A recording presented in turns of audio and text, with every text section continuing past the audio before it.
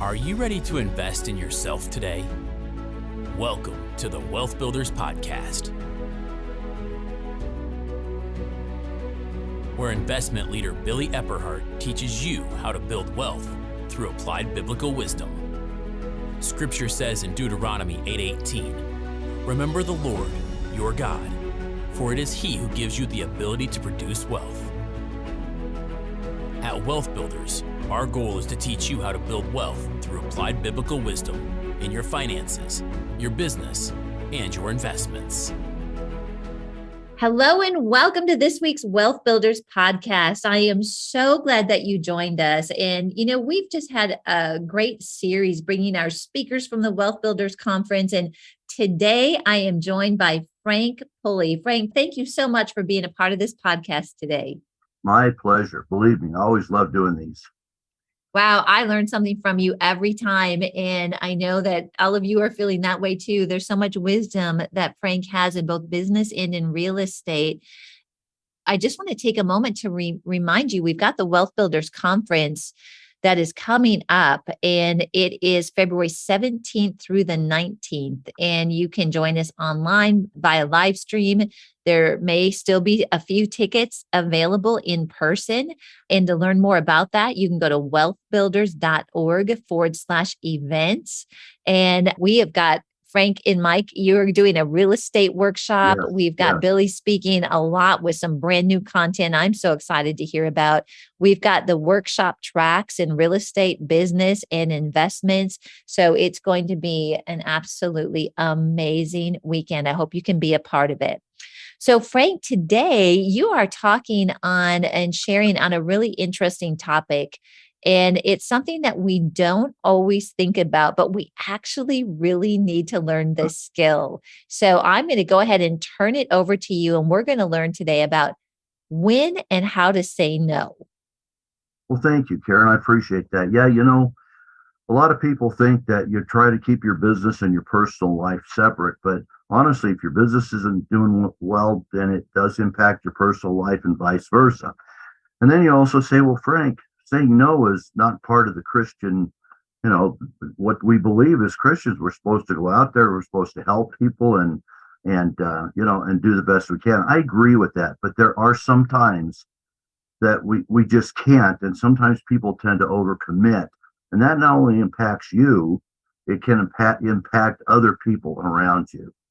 So today we're just going to kind of talk about some of the traits that you might have, and then a few suggestions on maybe how to pull yourself out of it. Now I've got this is an hour presentation, and so I've cut it down to 20 minutes. So you're going to kind of get the greatest hits here. So this is great. So let's talk about, what about you? I mean, most of us do. Do you have a lot going in your business and personal life? Are you somebody who gets overwhelmed? You find yourself missing important events, anniversaries, birthdays, etc.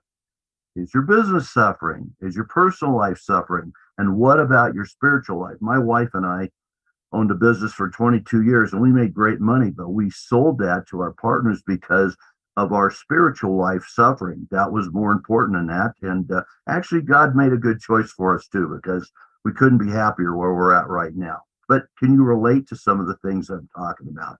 Do you try to do it all? You try to be everything to everybody, okay?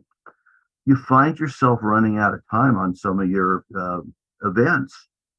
You consider yourself a mover and a shaker? Well, yeah, as far as most of us are, especially entrepreneurs, we are. But the fact is, it doesn't matter if you're a president, a king, a queen, the Pope, whoever, we all have the same days, hours, and minutes as everyone else's. You talk about time and money. If somebody takes away money from me, I can always go out and make more money. But when you've spent and wasted time, there is no way to get it back. So we talk about, Christianity. As Christians, we want to help as many people as possible. But think about this. Even Jesus took time to rest and regenerate. He set boundaries for people on what he would do. And there were times, look it up in the Bible, many times he said no. And he said no with a reason. So you say, okay, well, all right. So I guess we can say no, but when is it okay to do that? Well, here's some examples. First of all, when you're stressed to the max, if you're feeling overwhelmed and you already have too much on your plate, when you're in the middle of a time sensitive type of project that requires most of your time, and if you miss the deadlines, the project just goes south. When you're exhausted or ill, and as Christians, if the situation makes you uncomfortable or it takes us away from our core values and beliefs, or when somebody else is better suited for the project or request. Okay, Karen, I'm going to stop for a minute and just see what your take is on this so far. Wow, Frank, this is so helpful. And it's so, I didn't know, going into this, I wasn't sure what the topic was, but it's so timely. This week, I mean, I personally realized this, that there are times where we think helping everybody is the right answer. But what we often don't think about is, first of all, asking the question, like you said, am I supposed to be doing this? Yeah. Right? Lord, is this Yeah. something, because if it's something that we're not supposed to be doing and we are like, no, I want to help here, which is of course our heart to help, Yeah. but we're not called to help in every area. And No. also just, it really struck me when you were talking about those decisions that we make, like I'm going to help everybody. Do you know what? They affect other people. And oftentimes it's our family.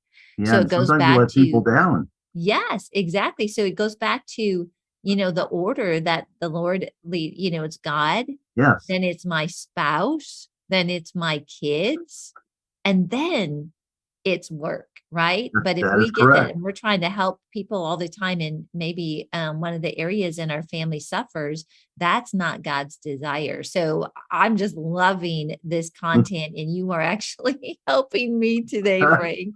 Well, I know it's a little different than your typical business type presentation, but I feel this is a real practical type of skill. So It is. And I'll just add one more thing before you continue. Billy always says, when you're in that space and you're like, things are kicking in with you, God's blessing you.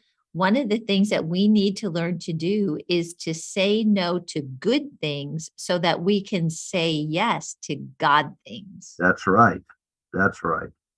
Well, let me continue with a couple of more examples when you should say no, and then we're going to talk about feelings of guilt and shouldn't we help those in need and that sort of thing. But more on that in just a bit.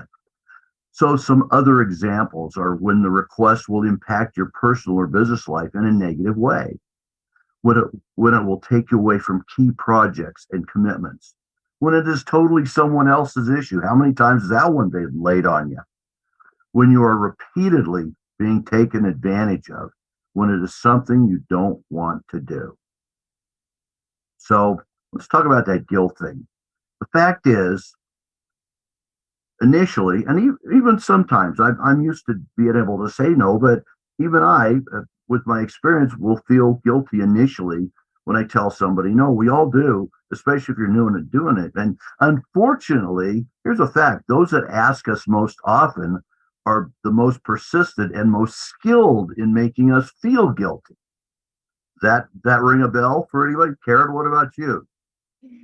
Absolutely.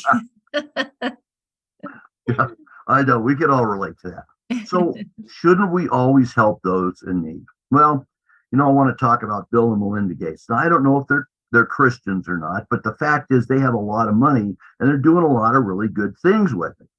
But they can't, even those guys can't help everybody. It's just impossible. They do a pretty good job, but you've got to pick your battles if you're going to make it ahead in life. Okay.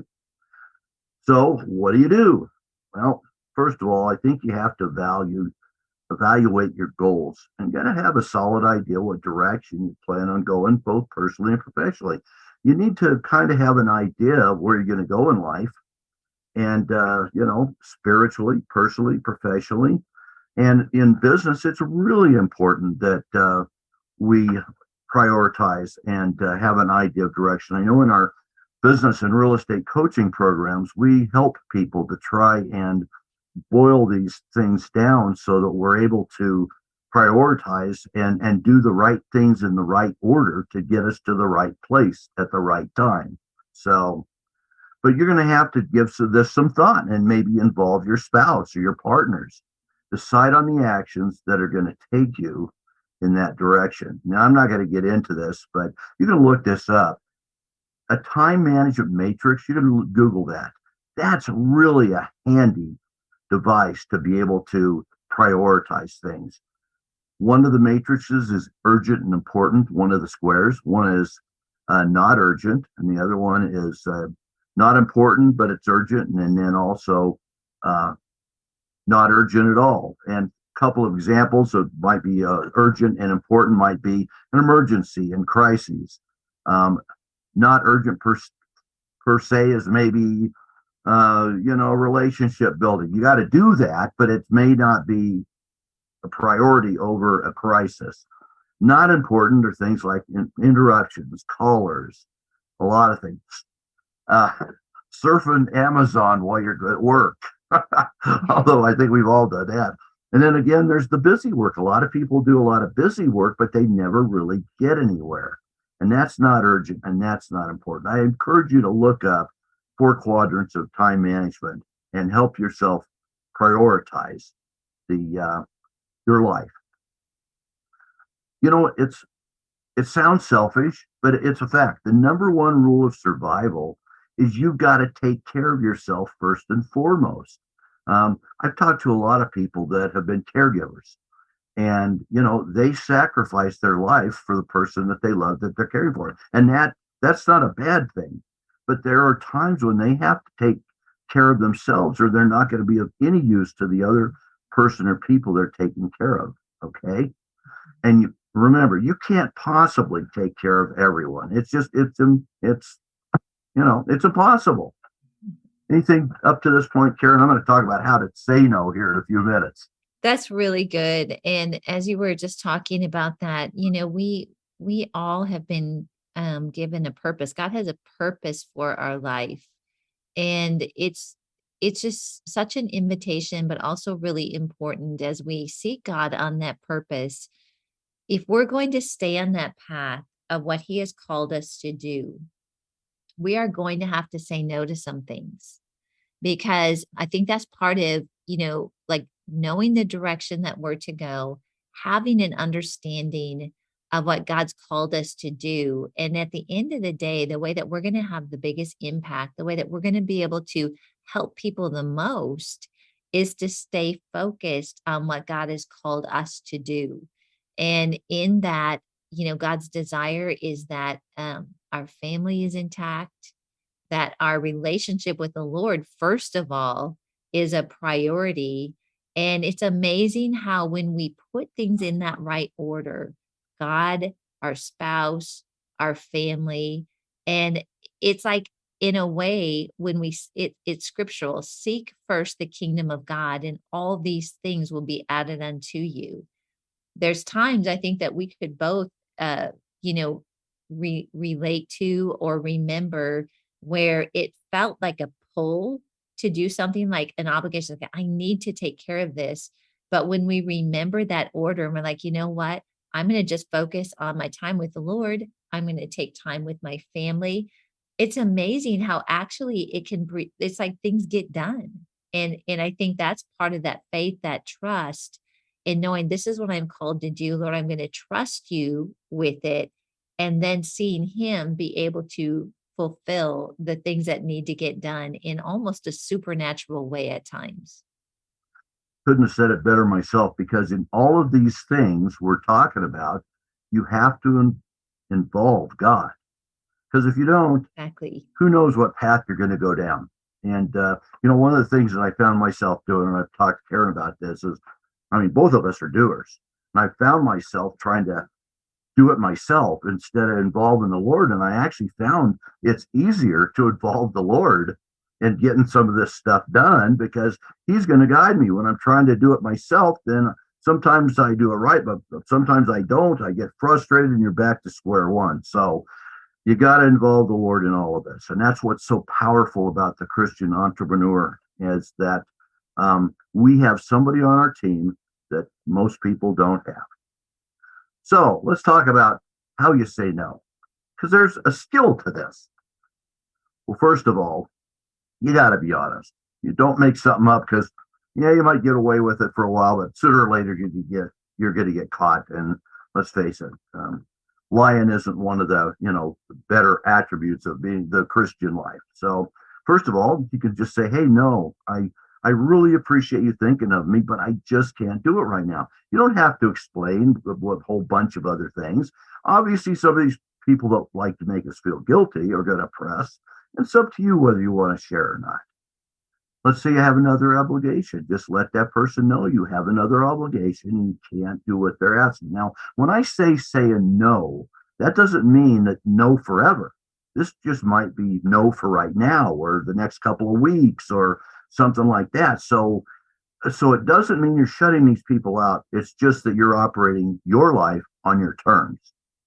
Delay if unsure. If somebody catches you by surprise, which these people that make us feel guilty are really good at, tell them you need to check your calendar, or you got to check with another person, or you got to solve a current situation, and you'll get back to them. Because man, if you just go ahead and say, yeah, I'll try to do it, I mean, then it's tough to get out of it, and nothing good is going to happen from that.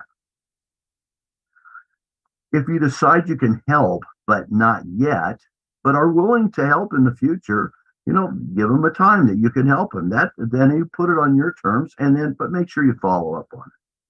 Here's a biggie. I've had people that ask me, how do I do this? How do I do that? Well, our inclination is to just go ahead and do it. But I'm telling you, if you take the time to show them how, then they don't have an excuse not to do it themselves. Maybe they ask you a question or two, but show them how to do it. And maybe you don't have time to do it right now, but you'll let them know at a future date, and you'll show them how to do it.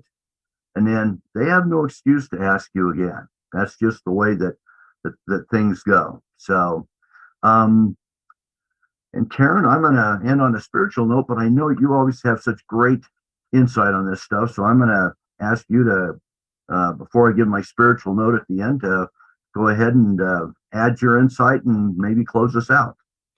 Yeah, I think that saying no sometimes it seems like a negative thing, but in a way, if we look at it and say, Lord, what do you want me to steward today?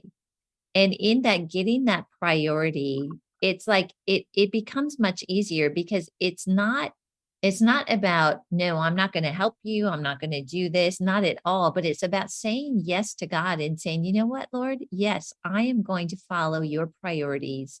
And that actually requires trust.